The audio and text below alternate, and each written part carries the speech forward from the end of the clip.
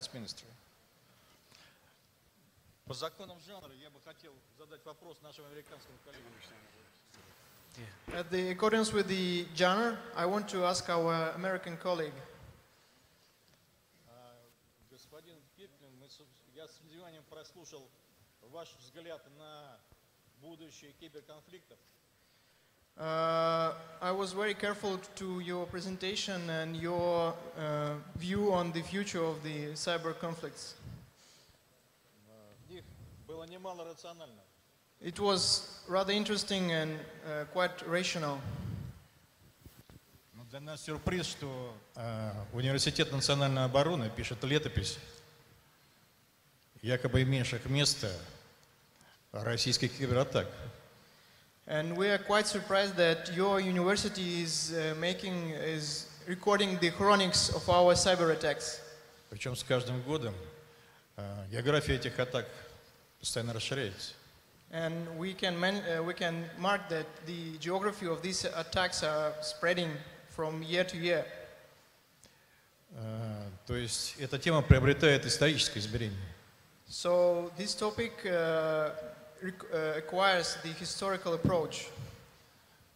Господин Киклин, я хотел задать вам вопрос в духе нашего конструктивного диалога, который присутствует на нашем форуме. So I'd like to ask you the question in the spirit of our constructive dialogue, which is taking place here today. В ходе прошедшей встречи президента Российской Федерации и президента Соединенных Штатов в Хельсинки было достигнуто понимание о необходимости прямого диалога по линии военных ведомств, по линии бизнеса, по линии Конгресса. During the meeting between the two presidents, the President Putin and the President Trump, they reached the understanding of the ensuring the tight contacts between our military departments, between the business communities and the parliaments also. Что вы думаете о необходимости развития таких прямых контактов, такого прямого диалога по вопросам кибербезопасности?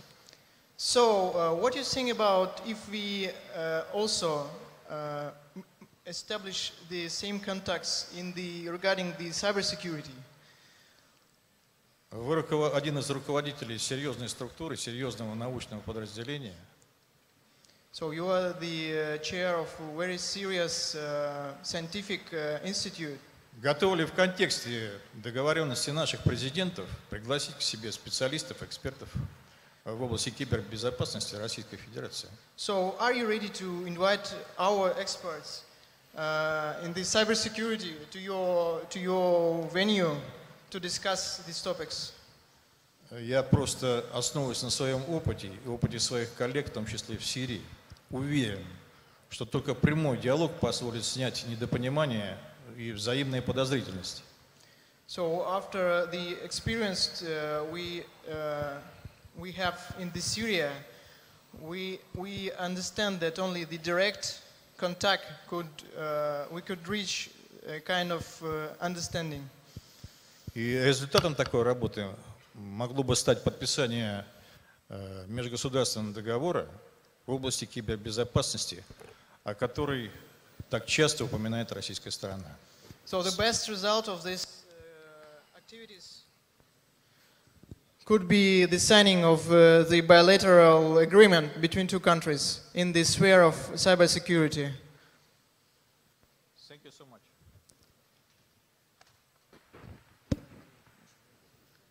Whatever you want, I can answer that.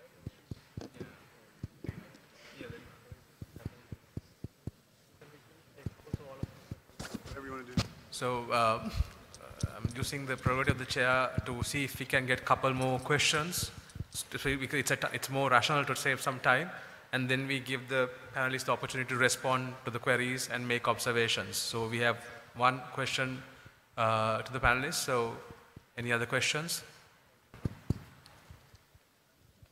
Global inequality and elitism are rising, and so is the use of force the answer.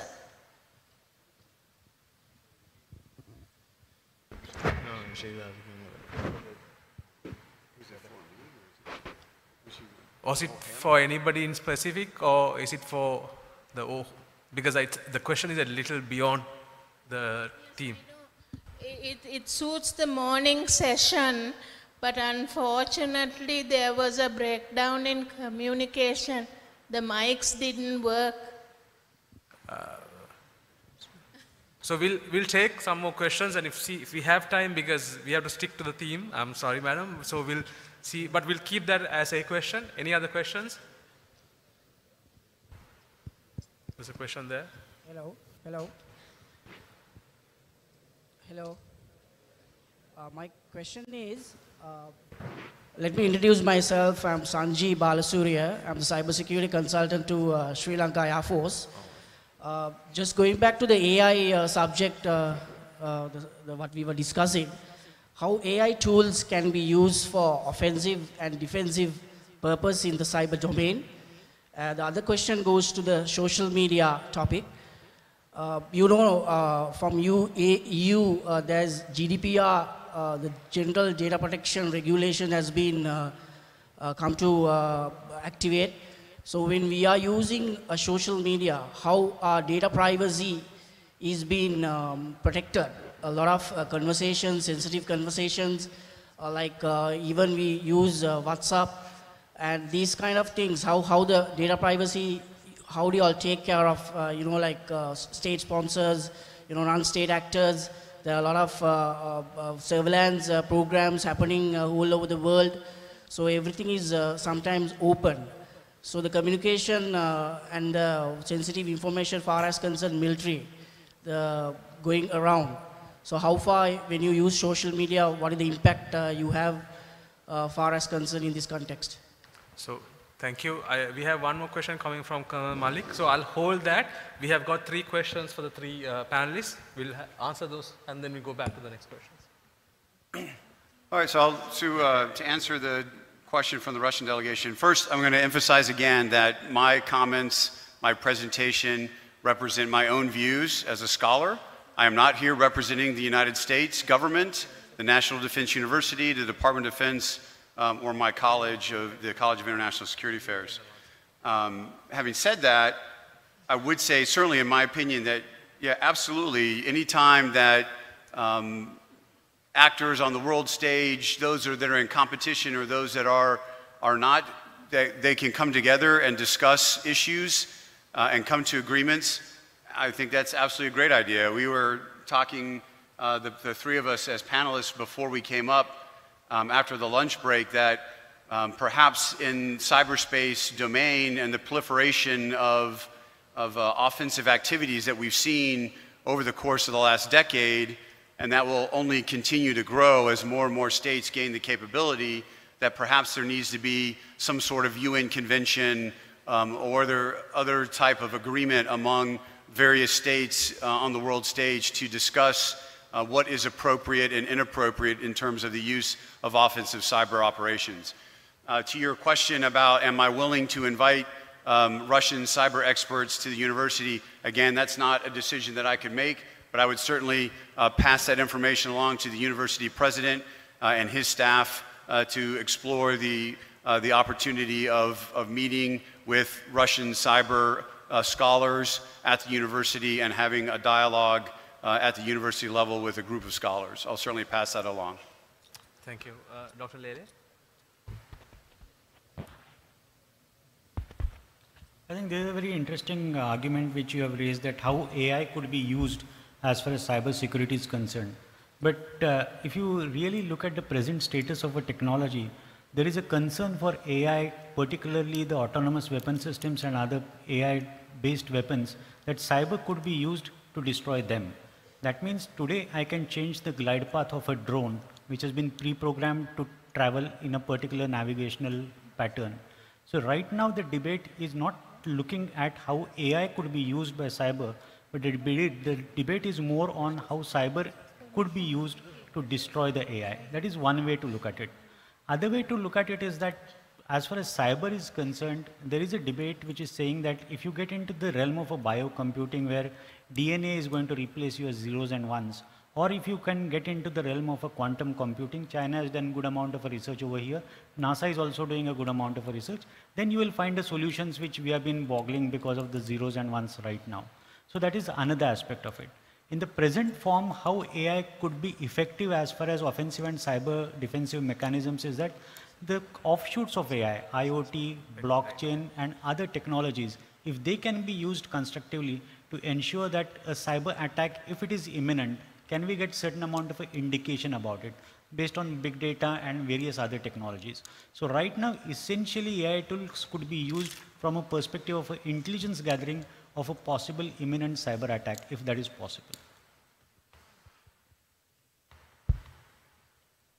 About the social media data protection, these social media platforms claim that the entire data is protected, or especially on the WhatsApp, it's encrypted. But it's really simple to get all the data or the communication from these platforms. So the first recommendation is that try to avoid discussing the sensitive, sharing the sensitive data or the information over these these platforms.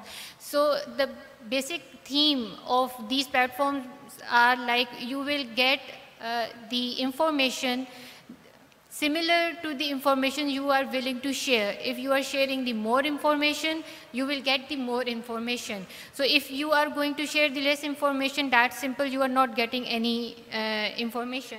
So try to avoid sharing the sensitive information over these social media networks.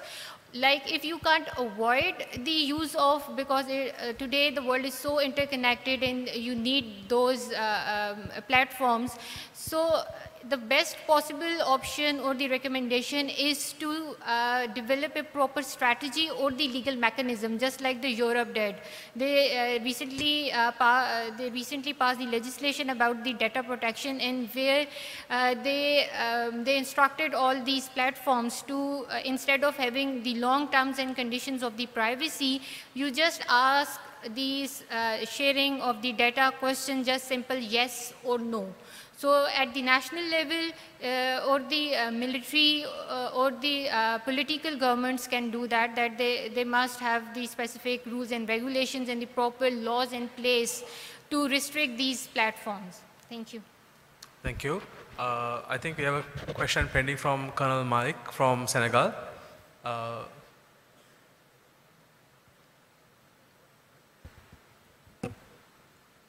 Thank you, sir. I just want to avoid what you said, that you argued 10 years ago, nobody took care, and now we are on the tech.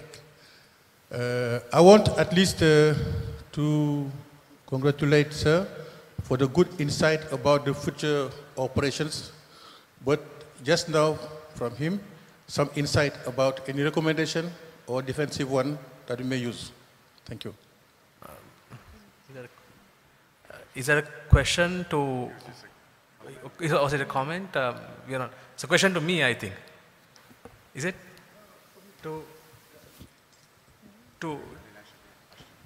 He developed good insight about the future operations, about cybersecurity. Future cooperation. For the defensive one, or offensive one. If I have understood you correctly, as far as future operations are concerned, to my mind, human would not like to leave the basic sort of a control over any warfighting mechanism. So even though the technology will evolve to a certain extent, human would not leave its control over that. So at end of the day, the activities of the human beings would be to ensure that technology remains subservient to them. So this is going to be a tussle over a period of time, because the technology is not only going to remain in the hands of the militaries, the technology will be in the hands of other people also who could have a certain amount of a heinous means. So this is going to be the tussle for tomorrow. Today one can't really focus the future from that perspective. Thank you. Thank you. I think we have just few minutes left, so I don't want to put the organizers and inconvenience them, because I think we have managed to bring back the timeline in a way it's coherent with our program. So I'll quickly do a couple of minutes sum up. But I think there's one more. So we'll have one last question, because I'm trying to stick to the time frame that we have, and then we'll go back. Okay. Can I ask this question from you? Please, go ahead. Right. In the preamble, I observed there was a comment made on people and people threatening the networks. I should say that not only the people are vulnerable, even the inside the threat is more important. So the threat comes from the people itself, and it is an insider threat. Secondly, disruptive technology is always spoken with reference to sustaining technology. So where do we stand at this moment? Are we for sustaining technology or for disruptive technology? Can disruptive technology help at this moment to accommodate the threat that is coming from within?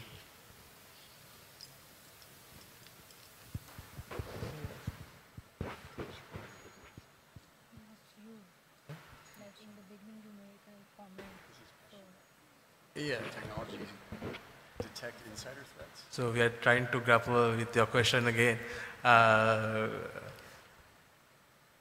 Can you clarify? I mean, I think we are not still clear what you're asking. Okay. Now, disruptive technology is always spoken with reference to developing technology with the capability to sustain. So sustenance is a challenge. But today in our theme, we are talking about disruptive technology. So in that situation, how do we counter the threat that is coming within the people to the people? Yeah, if you want. Yeah, do you want to? If you got the question, yeah. I'll try to answer that in terms of the cyberspace domain. So insider threats from within the cyberspace domain, and how does the state handle that? As I said in the presentation, in the operating the network, the number one sort of thing that states have to do, the individual user on the network is usually the greatest threat. And most of the time that's sort of unwitting. Just in their normal behavior, they do things that they're not supposed to do or shouldn't do, and they end up compromising the network. But there certainly are insider threats. Edward Snowden, WikiLeaks, other individuals who have taken classified information off of networks and then distributed that to other individuals or organizations that have no business having it. I think part of that goes back to making sure that users adhere to the policies and guidelines that are in place for being on the network and being users of the network. There has to be vigilance on the part of the network maintainers. There have to be any number of passive and active defensive measures in order to guard against that. In the Department of Defense at the United States in 2008, we had a real problem with the use of external hard drives and other USB storage devices becoming infected with malware or other types of spyware, and then unwittingly users putting that into their government systems and then compromising their own system and then eventually the network.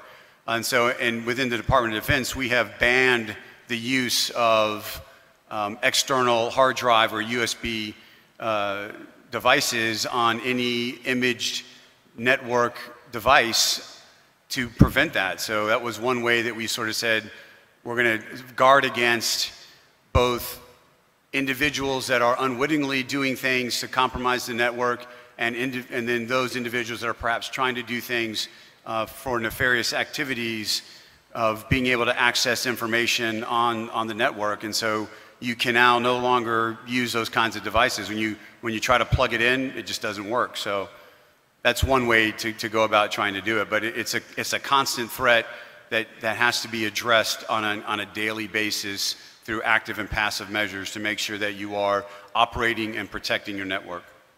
Thank you. I think Dr. Lele wants to add it. If I have understood your line of thinking correctly, then what used to happen is that in good old days, suppose like I had given an example that my horse has been replaced by a tank, I was very happy about it.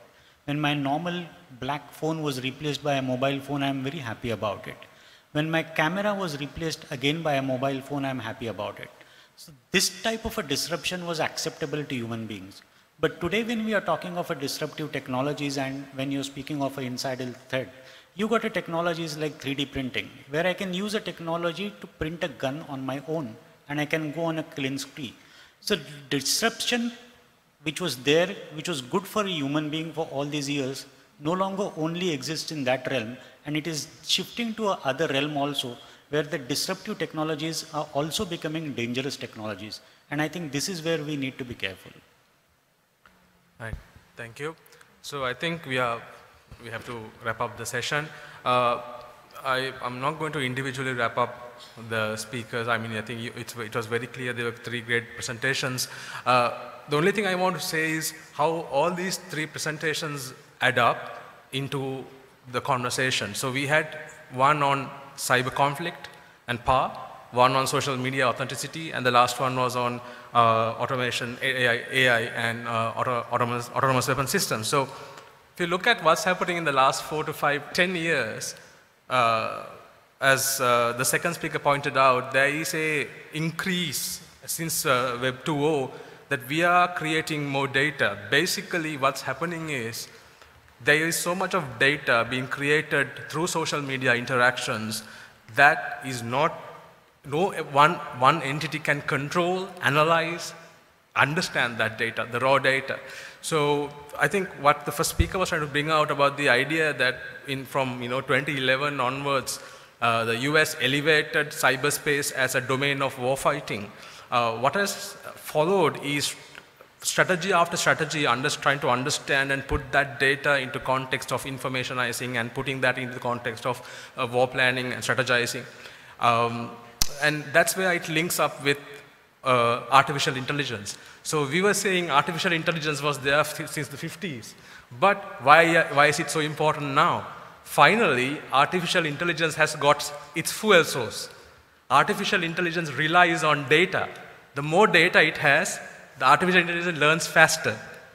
Artificial intelligence starts growing and growing with more data. So the confluence of data with AI is creating this new drive. You have self-driving cars, you have things that make their own decisions. The autonomous decision making is run fueled by the data. But the caution is, the idea, the science, what the analysts are saying is that we are still at the steep edge of this data processing. Now, so imagine when it accelerates, where it's going to go. I'll give you a simple example. There was this research about YouTube and radicalization. All of you guys watch YouTube. After you watch something on YouTube, the next day, it gives you more. So there is an AI that is running on YouTube, which is understanding what you watch. But imagine if you just, by mistake, click something on radicalization. The next day, YouTube will give you 100 of them. So there was research like that about how, so this is something the state is the state is aware, but how can the state trace it? When the state emerged in the 16th century, it was the most innovative political instrument in modern history, right? Then it sustained that modernity. It was the authentic instrument. But what disruptive technology is doing is attacking not just the state, but attacking the authenticity of the state as well as attacking the idea of authenticity. That's where we get the whole fake news discussion. Who knows whether it's fake or not? Who has the right to decide whether it's fake or not? Then comes the weaponized narrative discussion that we're talking about after the 2016 US elections. So these are things for us to take away, to think about, especially as a military from a Sri Lankan perspective, right? Right in middle of an increasing geopolitical storm brewing around us, for us, this will be a nightmare, but if we can understand it with all these expertise coming in, it's going to be great for us if we can sustain this as a military. So I should thank the Sri Lankan Army for taking the initiative, bringing together this panel. It's so important, a panel that actually looks at the past, the present, and the future. So I think with those words, I would, we are finishing exactly on time as requested. So thank you so much for the participation. Thank you so much for the 3 great speeches, and thanks for you all. So I think we'll break from here. Thank you.